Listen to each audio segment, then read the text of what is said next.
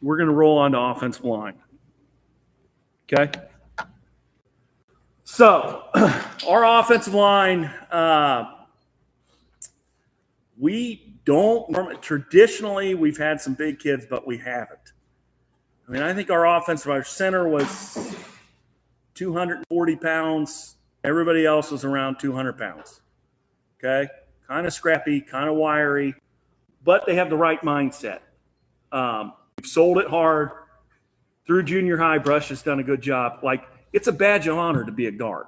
Like, everybody wants to be a guard. You know, if you're the backup fullback, you know, the backup fullback usually will come to me and say, hey, coach, I want to play. Can I be a guard? You know, instead of saying I'm going to be a fullback or maybe I can be a wing or wide receiver, can I be a guard? Could I play tackle? You know, do you think I could be a tight end? Well, you weigh 100 pounds. Let's see if we can bulk you up a little bit. Okay?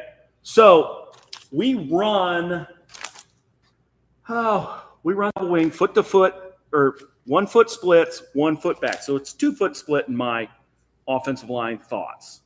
You're creating a foot of splits by going a foot back, head on hip, and a foot of width. We've tried 2 foot splits. In our system, it doesn't work. It's too gappy.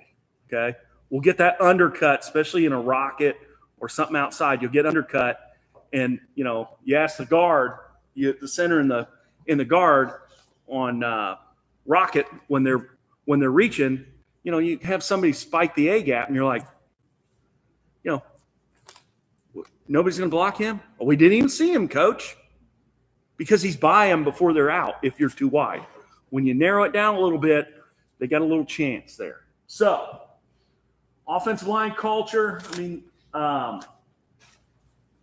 you know, we eat a lot, you know, and we create a culture of expectations, okay? I expect from the offensive line perfection, okay? Do we get perfection? No. But the other thing they can expect from me from their coach is I'll stand up for them at any turn.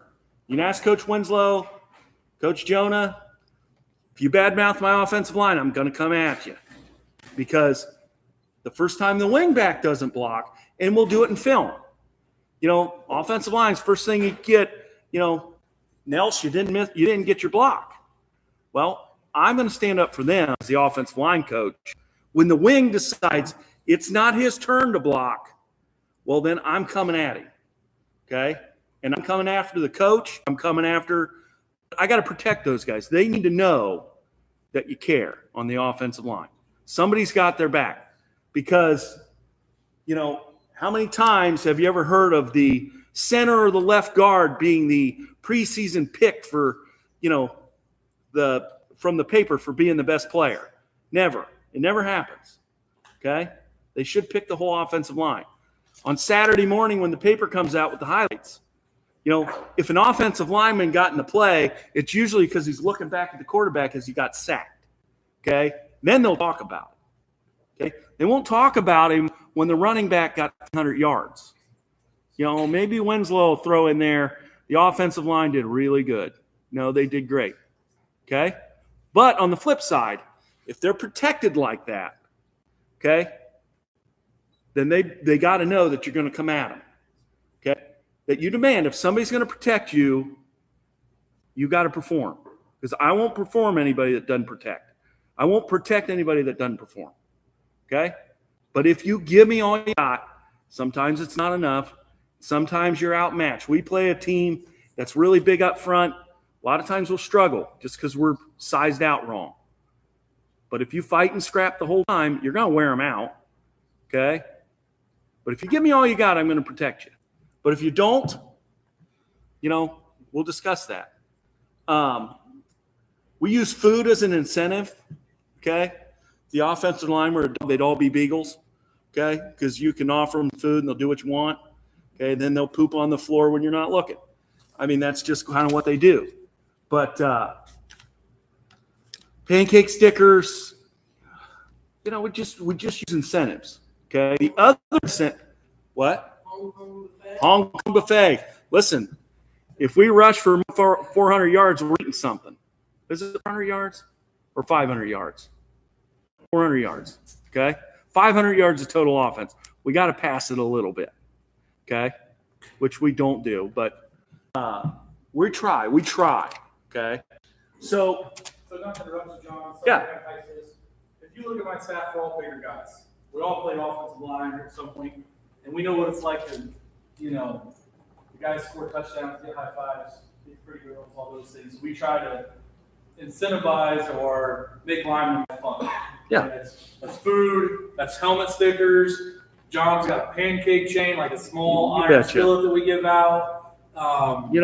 Okay, I'll give you another example. It's, we're in summer workouts, in the grind, we'll go in and watch film, but really we're just an excuse to go in and eat ice cream. Okay. I'll pass out some ice cream, cool the guys off a little bit. We'll watch film and we'll get it done. But, they need to know you care. The other thing that I do that I think is pretty effective with the offensive line, before every game, I always tell them, I said, look, nobody's going to see what you do until you mess up, but know that if you see me hop the fence like a gazelle, I'm going to kick somebody's ass because they're yelling at you.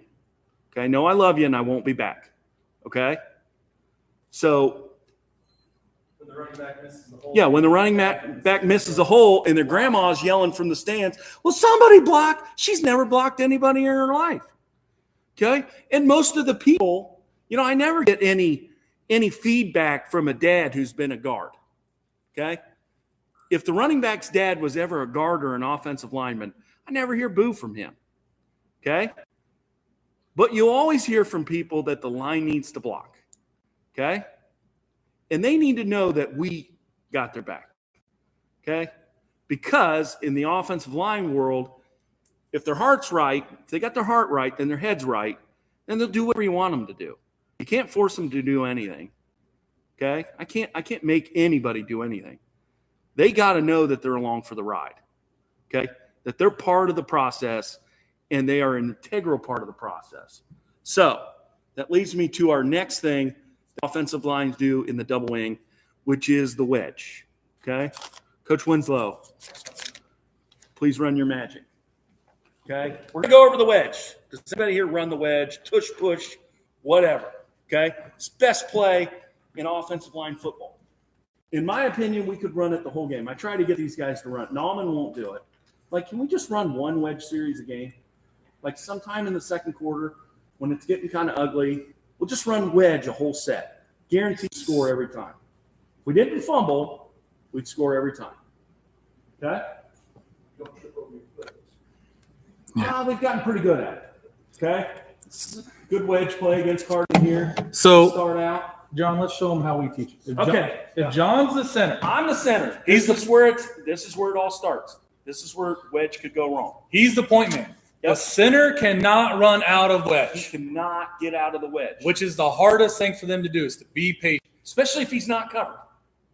That's the hardest thing. Okay? When he snaps the ball, he's one step up until he's got pressure. Yep. And one of the things that our splits help us, a lot of, we hear foot to foot or whatever. If he's the center and I'm the guard, sometimes they'll be like this. Or even heel toe. They'll cheat to win. We, in our base, we try to be back off the ball with our helmet on our center's belt buckle. Yep. Well, guess what that allows? My job is to get my shoulder to his hip. So I'm here. Yep. And then the further you come in, it's got to get faster from the outside in. Yep. Okay. The wings, again, we come back to the wings, not wanting to be involved in the dirty stuff. They've got to be quick to get in. If they're slow to get in, then you get a backside leak. Okay. And we got to hound that. But the best part about the wedge is, our offensive line has bought into this.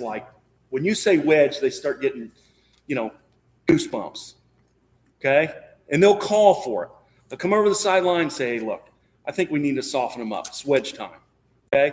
And they've bought into that melee of whatever goes in there. There's really never holding on wedge.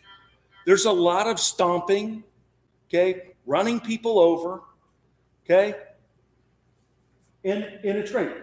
Our best is quarterback on go, first down on go. 30 wedge works pretty well. quarterback wedge seems to be our go-to. Especially with the quarterback we had the last few years. He found a way to like hide himself in there. He just kind of like gets in the center's crack. I don't know. That's the best way I can say it. He like gets up on the center and kind of holds on, keeps rolling the pile until he sees a squirt.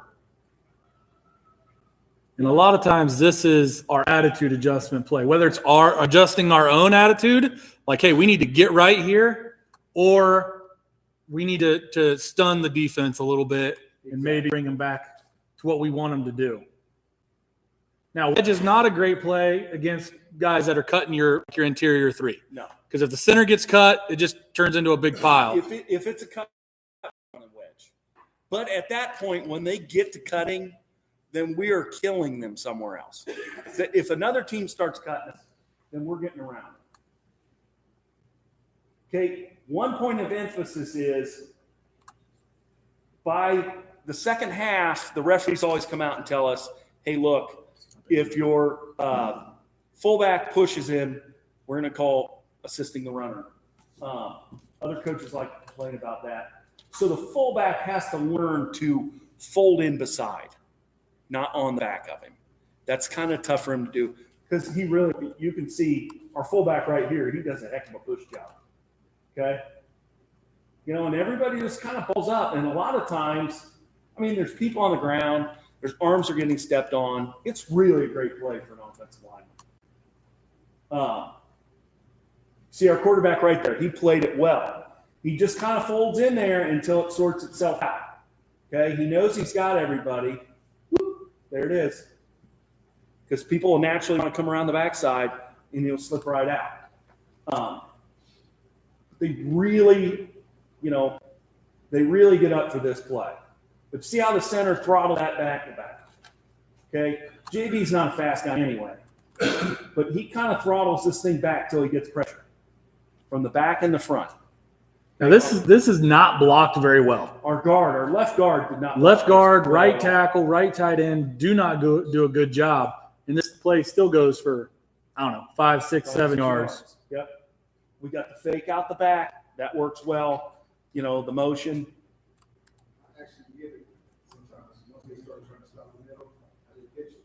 Yeah, we actually put that in this year where our quarterback, it's weird. And this is part of John's doing. Okay, if the offensive line's in front of me, okay, so we'll take the snap. He actually folds in and he just flips back and he gives it a hip toss to the back in motion. That's a trick play for us. That's not something we'd run a whole lot of. And he can run a pass. We've run wedge pass, which is just a pop pass. He steps in the wedge, throws it over the top. But you can see, we're playing Ridgedale right here. Okay. This is a rivalry game for us. We were actually picked to lose this game. This is Ridgedale Super Bowl right now. Yeah. Okay. This is a state championship for them. Look at it. They're like, oh my gosh, they're running this play. They hate it. The defense hates it. The other coaching point here that takes a lot is you can see we're all in 2-point stances up front. Yep. So the way it works usually for us is as an offensive line, we break the huddle, we come up, we're elbows on knees, and then that first sound that we talked about, that go, we all snap down. So it's go, and we're ready to go. So as you can see, they're not ready. The defensive line has been conditioned to, okay, they're going to snap down, we'll get ready. Yeah. When you go on go, you catch them off guard, and you just wash them out. And Coach Dahman does a good job of mixing up our cadence where we'll go on a bunch of different sounds, whether it's go, ready, hit, 1, 2, 3, kind of like I talked about, and that will really slow the defensive line. Junior high. He put it on the end of it. Yeah. Okay. That's not us, but that's a good junior high power Yeah. right there. This is junior high power. Yep. But now this is Lima Perry. And they're generally way more athletic than us. Maybe not so much this year, but as a rule, usually they are. Another thing on top of that, in the offensive line, I include everybody. Okay, the offensive line is going to block. Nauman said it. Coach Winslow said it. One guy gets football. Okay, 10 other guys block. every time, every play. Quarterback doesn't have to physically block. If he carries his fake right, he blocks somebody. He pulled somebody off. Same goes to the wide receiver. We don't throw the ball much. Okay. A lot of times we're running one tight, one receiver out. Listen, we adopted this little guy into the offensive line because, we're not throwing him the ball. He might as well block and get offensive line love. I mean, they buy that all up. Everybody wants to be part of this. This is a great situation here. 3rd and 8, 3rd and 7. We're at the 30. This is 2 plays to get a first down type of territory. Who calls quarterback wedge or quarterback sneak on 3rd and 8, 3rd and 7 on go? So on the first sound, I'm sure they're thinking play action, some type of pass play, rocket, power, whatever. I mean, these two are having a full-blown conversation about how they should line up or whatever, but we're in a double tight, double wing set, and go.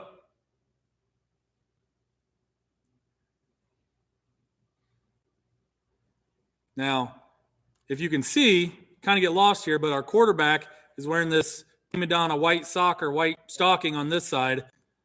Just try to watch that as we go through here. And it's just a mass of humanity. He's still going. Okay, there's the leg sleeve.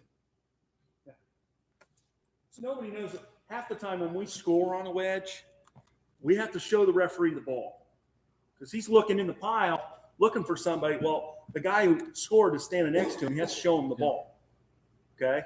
We've had to convince him a couple times. Yep. The other thing I wanted to say about double wing, these guys have to use some of their brain power. You can't stack up. Okay, we got doers and thinkers, okay? You can't put too many doers beside each other. Somebody in there's got to be a thinker, okay? And we tend to stack our offensive line, okay? Right tackle, doer, okay? Best down blocker. He needs to be a mad down blocker, not a rocket scientist, okay? Tight end, he's got to be able to think and do, okay? But he's usually a little more athletic, okay?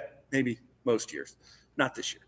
But anyway, I like our right guard to be able to know what's going on, okay? Same with our left guard. Our center generally is pretty smart too, and our left tackle, but you cannot stack up on one side too many doers. We've run into trouble when you have center doer, right guard doer, right tackle doer. You're running base, those guys are all over it. The front shifts, and they swim with it. I mean, that's just been my experience with this offense and, the kind of guys that we've used. Like I said before, we're not really big. I take the guys who get it done. I'm not looking for, flash. I don't care that you're, 6'2", 280. If you can't move, you're not with us. Play somewhere else. Okay. But if you want to move, that would be great. Okay. We'll find a spot for you.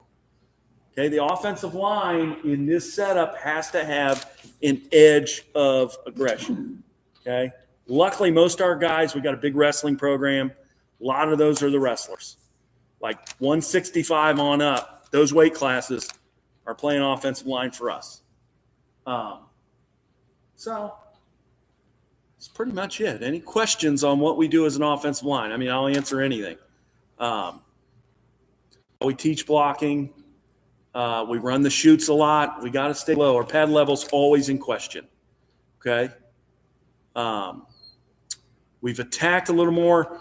I used to be kind of a holding guy. I'm not going to lie. Okay. When we're up close, get a hold of the jersey. Okay. Especially on rocket. We used to teach rocket when we'd reach, and we just reach. And why we changed from inside hand, outside shoulder when we reach, you're naturally going to lead with this shoulder, which is going to naturally make you open up. Okay. And you're going to do one of these numbers. You're going to banana this thing out of there.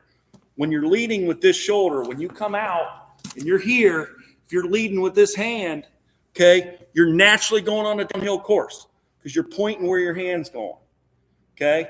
Pointing to that outside shoulder. So you're coming around and you're going downhill. Okay? Little things like that have helped us a lot.